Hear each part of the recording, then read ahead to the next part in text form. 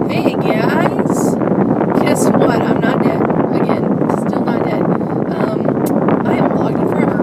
I have just had some thoughts lately that had to spill out of my mouth into your earphones or earlobes or whatever's listening to me right now. But this idea that's like kind of been wrapped around my head for a while, and it's this idea of living life with abstractions. Or living life without certainty, I guess. And I think people really try to find certainty in a lot of different things, They try to become an expert in something, learn everything that they possibly can about a subject, and then that's how they define their world. A wonderful quote that I've read one time in The Great Gatsby, F. Scott Fitzgerald and Nick, at one point, who's the narrator, Nick says, life is much more successfully viewed through a single window. And that's talking about being an expert in one thing and having that basis as your whole worldview.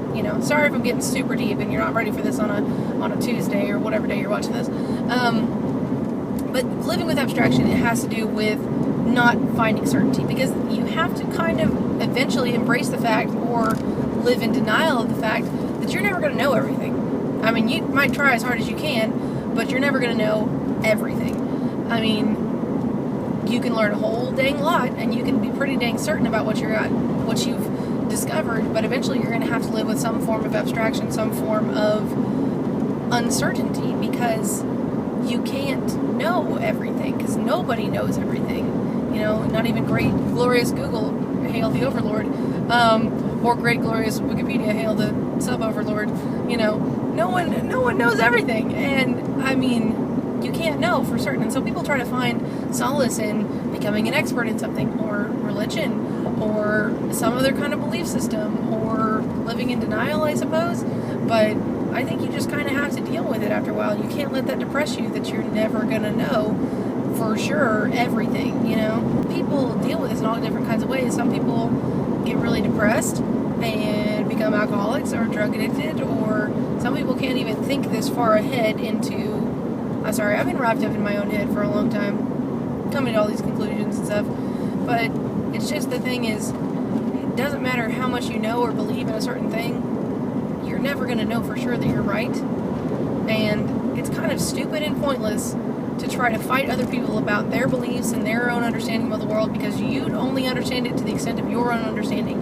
You're viewing the world through a single window, as F. Scott Fitzgerald would say. And so it's really hypocritical for you to stare at these other guys across the room who are looking out their window and saying that the world looks different, because that's how it looks through their window, And I don't know.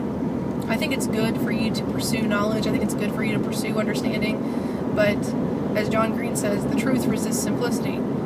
You're going to live with vagueness. You're going to live with uncertainty. You're going to live with unknowing, and you can't be afraid of that. Another great quote, John Green's brother, Hank Green, once said, dude, no edge.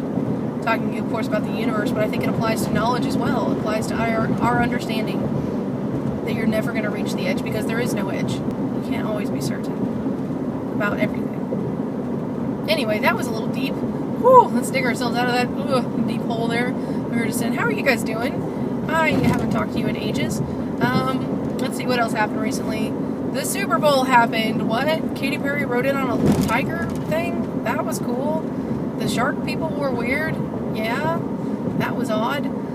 Missy Elliott rocked the house. Like, what? That was amazing. And, girl, Katy Perry, you better not be disrespecting on my freaking Lenny Kravitz, grinding all up on him and whipping him with your freaking ponytail. Dude, I'm surprised he didn't slap you in your face.